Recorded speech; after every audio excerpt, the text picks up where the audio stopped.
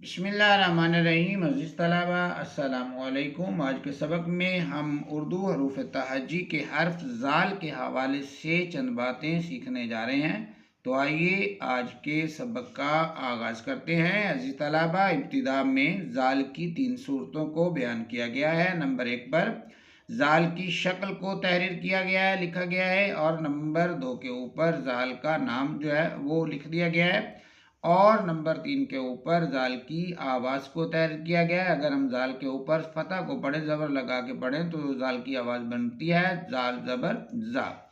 عزیز طلبہ، اس کے بعد جو ہے وہ جو ہم چیز ذال کے حوالے سے سیکھیں گے وہ ہے ذال جو ہے یہ اردو کا 13واں، فارسی کا 11واں اور عربی کا 9واں حرف ہے۔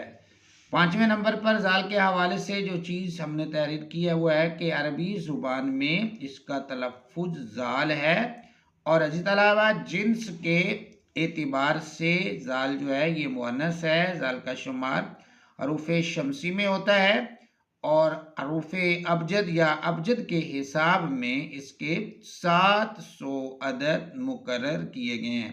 جو حروف ابجد ہیں ان کے حوالے سے ہم پہلے بھی آپ کو بتا چکے ہیں کہ عربی زبان کے جو حروف تہجی ہیں اس میں سے اگر ہم حمزہ کو نکال دیں، اردو زبان کے جو حروف تہجی ہیں اس میں الف مد آ اور حمزہ کو جو ہے وہ نکال دیں، اور اس میں فارسی زبان کے حروف تہجی کو شامل کر لیا جائے، تو عزیز طلبہ یہ تمام حروف ابجد جو ہے وہ کہلاتے ہیں۔ تو حروف ابجد کے حساب سے جو ہے اس کے 700 عدد مقرر کیے گئے ہیں۔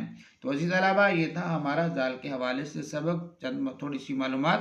امید ہے ہمارا یہ سبق آپ کو پسند آیا ہوگا۔ اللہ حافظ۔